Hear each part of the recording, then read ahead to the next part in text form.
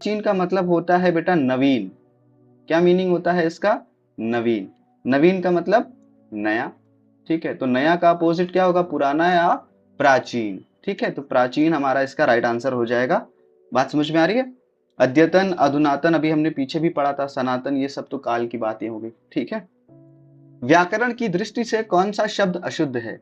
व्याकरण की दृष्टि से कौन सा शब्द जो है वो अशुद्ध है? विरहणी, ठीक है, गृहिणी, विभीषण या जगत गुरु। देखिए, विरहणी जो है वो इसका राइट आंसर हो जाएगा, ये अशुद्ध लिखा हुआ है। इसका करेक्ट वे क्या होता है बेटा लिखने का?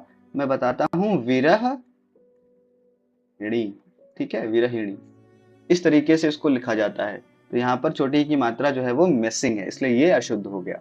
ठीक है, समझ में आ गया? बाकी सारे सही लिखे हुए हैं, विभीषण, जगत गुरु, गृहिणी। निम्न में से कौन सा युग्म गलत है? गलत युग्म को हमें छांटना है। लुटिया डुबोना, सारा काम चौपट होना, सब्ज बाग दिखलाना, हरा भरा करना, मुट्ठी गर्म करना, रिश्वत देना, माका लाल, साहसी व्यक्ति। तो साहसी व्यक्ति सही है।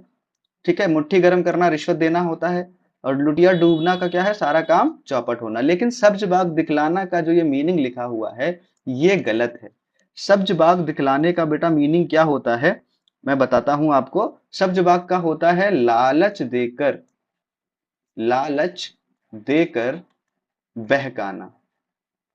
ठीक है, लालच देकर बहकाने को कहते हैं सब्जबाग दिखलाना। जैसे छोटे बच्चे को टॉफी दिखा करके लोग जो है किडनैप कर लेते हैं, तो वो उसको सब्जबाग दिखलाते हैं, बच्चा जो है मोहित हो जाता है, फिर उसके साथ उनके साथ जाने को तैयार हो जाता है। हालांकि आजकल अवेयरनेस प्रोग्राम स्कूल्स में सिखाए जा रहे हैं, तो बच्चे आजकल के भी अपडेट हो चुके हैं। ठीक है, चलिए।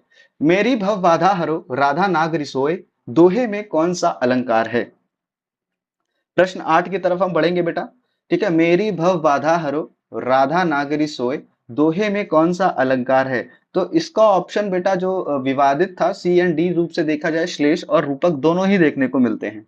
इसको थोड़ा विस्तार से समझते हैं। देखिए, श्लेष अलंकार क्या कहता है कि श्लेष अलंकार के अंतर्गत शब्द का एक ही अर्थ होता है जो दो या दो से अधिक पक्षों में लागू होता है, तथा उनके पर्यायवाची शब्दों के प्रयुक्त होने पर भी ये अर्थ अपरिवर्तित रहते हैं, यानी शब्द जो है, अर्थ जो है वो उसका चेंज नहीं होता। जैसे यहाँ पर बिहारी राधा की वंदना करते हुए उनसे अपनी सांसारिक बाधाओं के निवारण की प्रार्थना कर रहे हैं, साथ ही में राधा की महिमा का वर्णन करते हुए कहते हैं कि नगरों में विचरने वाली कृष्ण की प्रिय राधा, तुम मेरी सभी सांसारिक कठिनाइयों का नाश करो, क्योंकि तुम्हारी केवल परछाई की छाया मात्र से ही श्याम की छवि हरित हो उठती है। अर्थात वे उमंग के सारे में डूब